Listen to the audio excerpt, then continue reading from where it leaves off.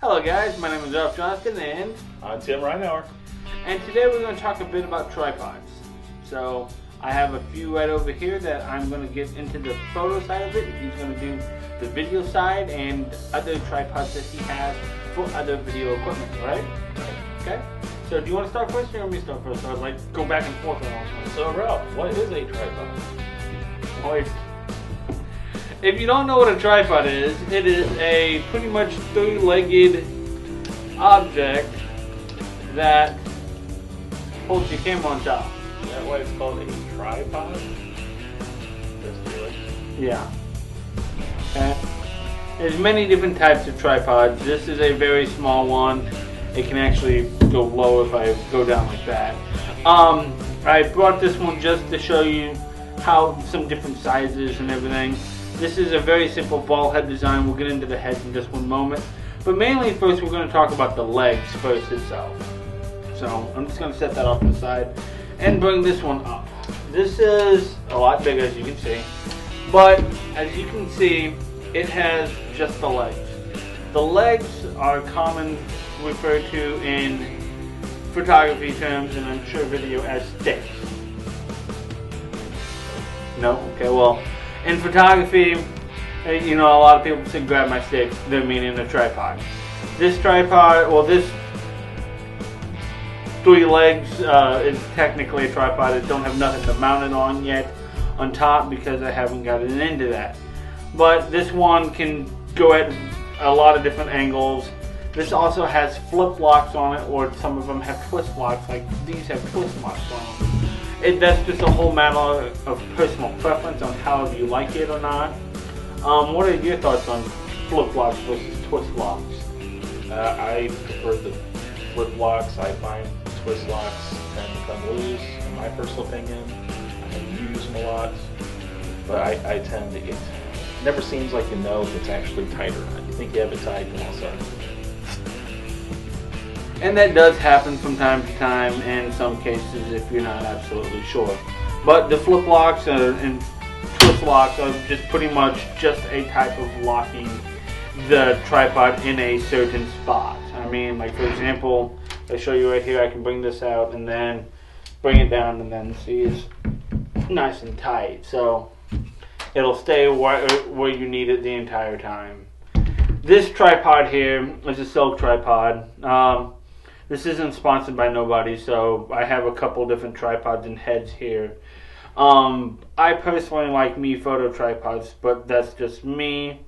You like Manfredo, and then that's what he likes. So, but as far as tripod sticks go, they're very basic.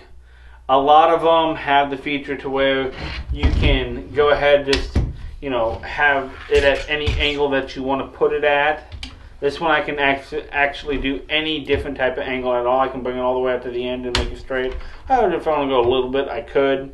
Just like that, very simple. And then if I even wanted to go like that, I could. But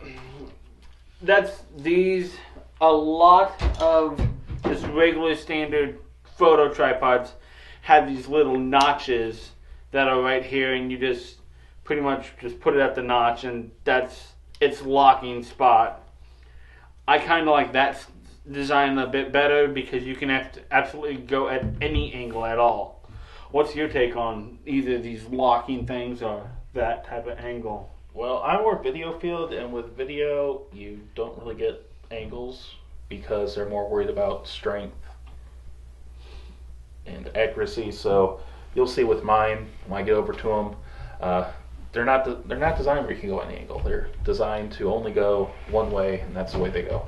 Okay, so there's one difference between the video tripod's legs and the photo tripod legs. So, anyways, we talked enough about the legs, so let's go ahead and go into the ball heads that they have. And they have different types of heads.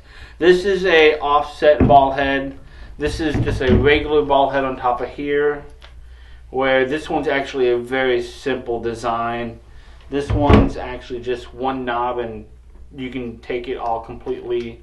And the one that I'm recording this on, the Me Photo there, actually has 3 knobs on it. So That's about that type of ball head. This ball head's offset. It can do the same thing. But then they also have a pan and tilt head that is found on, like, your man Photo has it for his photo stuff. It has a pan and tilt type head on it.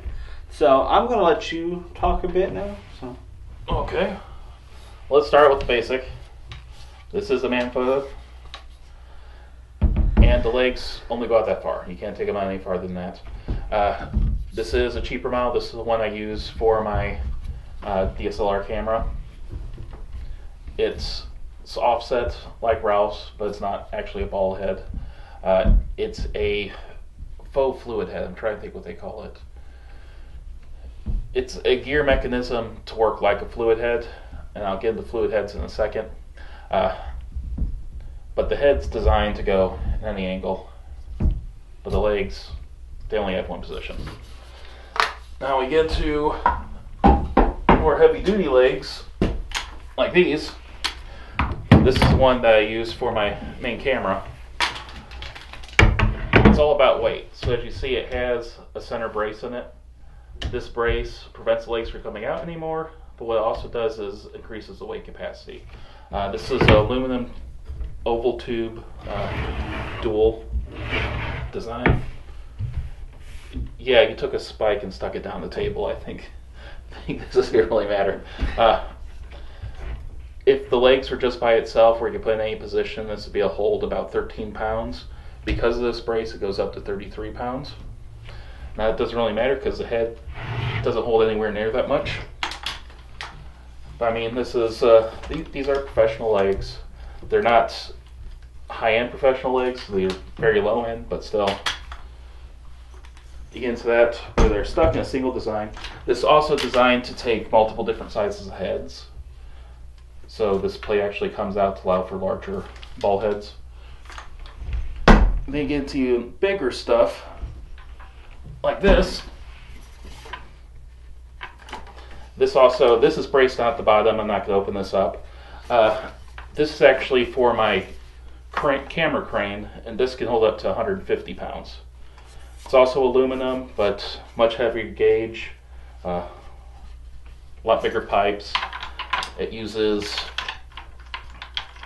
if I can get them out, lock pins. It uses pins instead of just to really make sure it holds.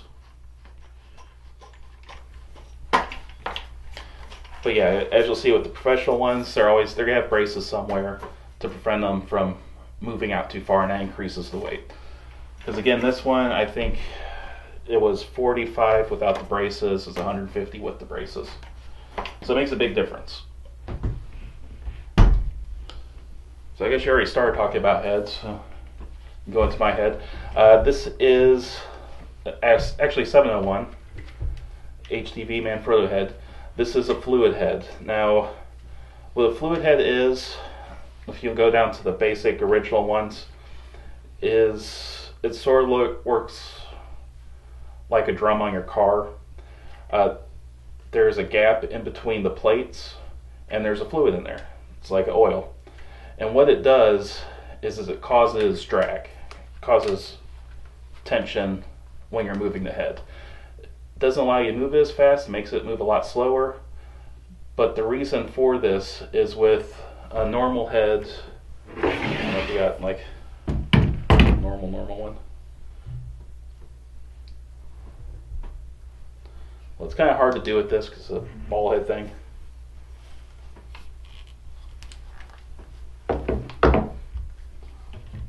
Well, if the normal head uses friction, uses tension to tighten it up, what happens with tension, I can sort of do it with this, is it causes jerking at the beginning and end of your footage, beginning and end of your move.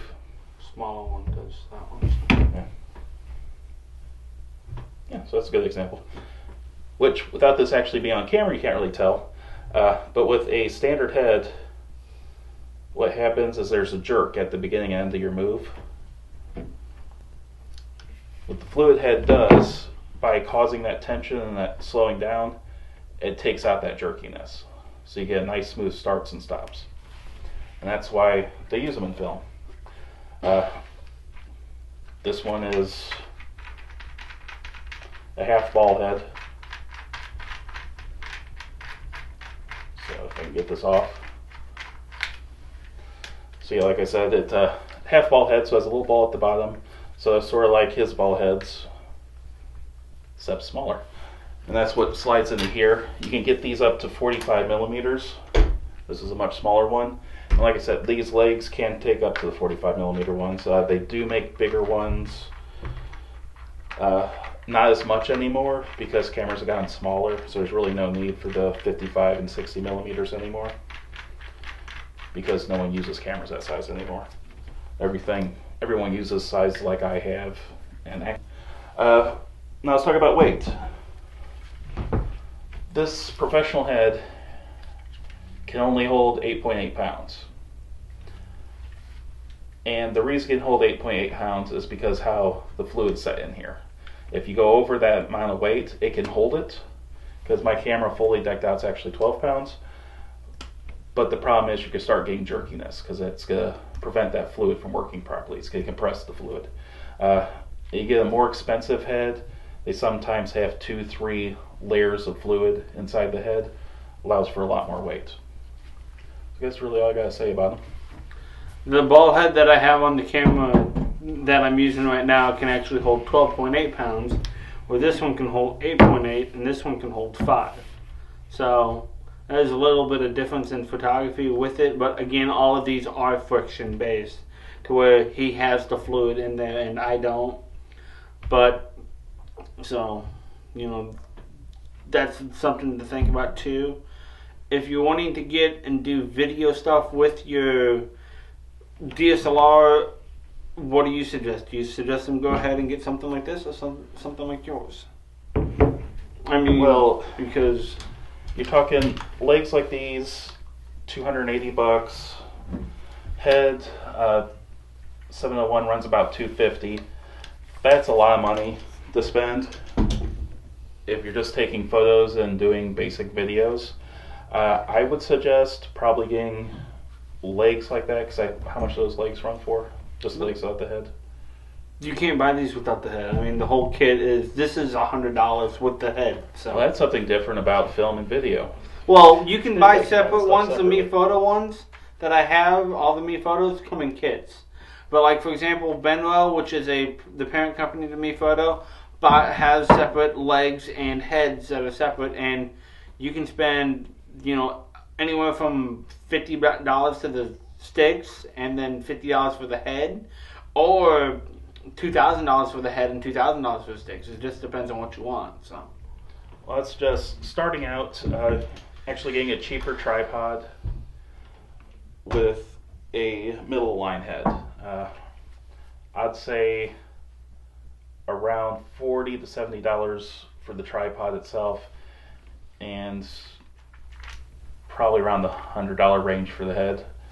Get you a good setup just starting out. So you're saying pretty much video. Right around $150 to do video? Yeah. So, okay. $150 to do basic video, get starting out. Now, we're going to talk about pricing too, also. Do you think, well, first of all, do you think that because of what they are, you know, just sticks in an object to hold the camera, do you think tripods are too expensive? No, I don't. Okay. Next thing. Because the cameras are expensive. Yeah, the cameras are expensive. I mean, I don't want my camera dropping on the ground, and that's why I typically use the most expensive tripod I have on it, even though it may not be the completely best. What about portability? Because, you know, mine fold up on themselves. Mm-hmm. Okay, and yours are video sticks, and so most of my tripods, with the exception of the silk, folds up upon themselves, so I can carry these in backpacks if I want to. They can go through airports very easily, so that's maybe something that you want to get into too. You know, if you're traveling a lot with it, get something that folds up like this. Well, my tripod came with a nice big bag that you can throw across your back and travel with. Right. These come with bags too. Just saying. does. Yeah, that's Still not very small. Yeah, You're not going to take it on a plane with yeah. you. But what I'm saying is they may want to get a head something similar to yours with sticks that fold up or something. Well, that's what I'm saying. You can get cheaper tripod with a more expensive head. Yeah. My voice just cracked there. That was wonderful. He's finally going through puberty. It's nice. And you could even get a tabletop tripod, like the shorter one, and it'll still use these bigger heads. Which is nice, most of them. Now, you might not get a half ball head like this. You might get one that's that'd be That'll a quarter, fill the quarter 20. No, the quarter 20s are the things that go on here. These are half inches. These are quarter 20s. This isn't a 3/8? No, 38s, I'm sorry. 38s. This is quarter 20. 3/8 or quarter 20. They make tripods with quarter 20 on it too. Yeah, they do. So, well, that one has a quarter 20 on it. So there you go. But for the most standard professional level of tripods for photography, they're mostly going to come with a 38 inch thread on it. The cheaper ones tend to have the quarter 20s and stuff like that. Yeah, videos can just come with a hole. Yeah, he's just got a big hole. So because his actual ball sits in that hole. So anyways, that's pretty much it. I mean, do you have anything else to add to him? So no. That's all you want to discuss this week. Yeah.